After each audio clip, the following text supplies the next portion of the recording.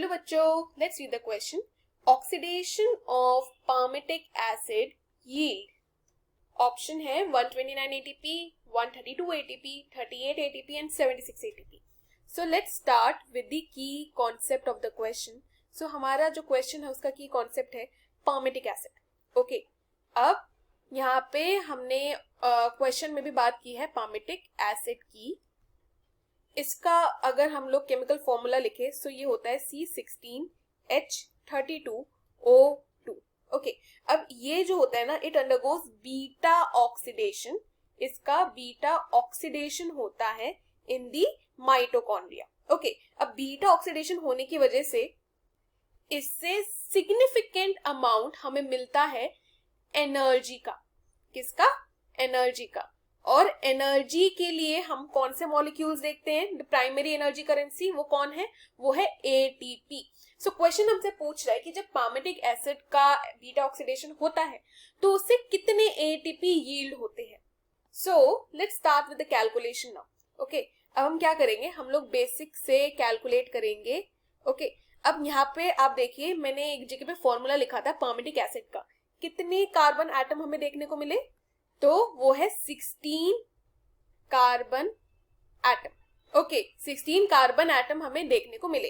अब क्या है कि अगर हम फॉर्मूला देखें तो C2N इक्वल्स टू 16, यानी कि कार्बन में अगर 2N इक्वल टू 16 है तो N कितना हुआ? N हो गया 8, राइट? 16 डिवाइड बाई 2 8 हो गया.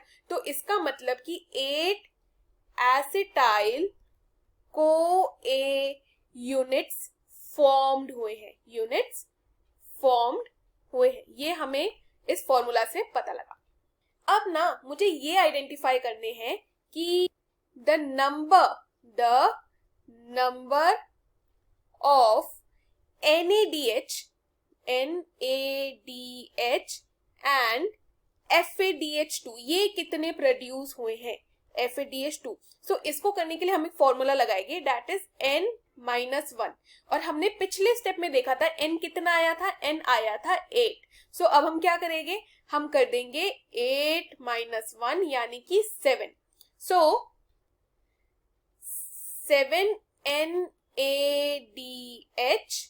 And 7 FADH2. ओके, ये चीज हमें अब पता लग गई. अब हमें निकालना है कि इससे कितनी एटीपी बनेगी. सो पहले हम सॉल्व करते हैं 7 NADH को.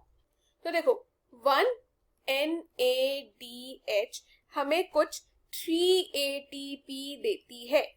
तो फिर 7 NADH कितनी देगी? 7 NADH देगी 7 into 3 ATP, राइट? तो 7 into 3 ATP कितना हुआ? 21 ATP हमें देखने को मिला फ्रॉम 7 NADH. ओके, अब हम FADH2 का देखते हैं. सो 1 FADH2 हमें 2 ATP देती है. सो 7 FADH2 कितना देगी? 7 into 2 ATPs, right? 7 2s are 14, तो 14 ATP हमें यहाँ देखने को मिले. अब हम एक बार पिछले वाले स्टेप पे चलते हैं. यहाँ पर हमने एक इंफॉर्मेशन मेंशन किया था दैट 8 एसिटाइल्स को ए यूनिट्स फॉर्म्ड हुए हैं. सो 1 एसिटाइल को ए की बात करें तो 1 एसिटाइल को ए यूनिट जो होता है वो थ्रू TCA साइकिल कुछ 12 ATPs प्रोड्यूस करता है. ओके, 12 ATPs प्रोड्यूस करता है. तो फिर अगर हम 8 एसिटाइल को ए की बात करें तो वो कितना करेंगे? वो करेंगे 12 into 8, दैट इज 96 ATP कुछ. तो अब हमारे पास टोटल 3 टर्म्स है. कौन कौन सी? एक तो ये वाली हो गई, एक हो गई 14 ATP और एक हो गई हमारी 96 ATP. सो अब हम इनको करते हैं प्लस. टोटल ATP हम लोग निकालने जा रहे हैं. सो हमें मिला था 21 ATP प्लस 14 ATP और इस पे हमने लास्ट में हमने क्या निकाला था?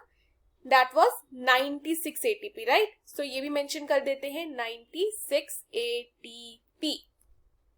टोटल प्लस करने पे हमें कुछ मिल रहा है 131 ATP. ये हमारा टोटल ATP जो कि हमें मिला है. बट देखो इधर पर 2 ATP शुरुआत में यूज भी हुआ होता है. 2 ATP इज यूज. कब यूज होता है? To activate the fatty acid. पहले स्टेप में फैटी एसिड को एक्टिवेट करने के लिए 2 ATP यूज हुआ होता है. तो अगर मुझे टोटल निकालना हुआ, टोटल यील्ड निकालना हुआ, तो मैं क्या करूंगी? 131 माइनस 2 दैट इज 129 ATP. सो हमारा प्रॉपर आंसर जो है वो है 129 ATP. So if we go back to the options, हमारा जो proper option होगा, the correct option would be A option 129 ATPs. Okay, I hope you have understood the question well, students. Best of luck.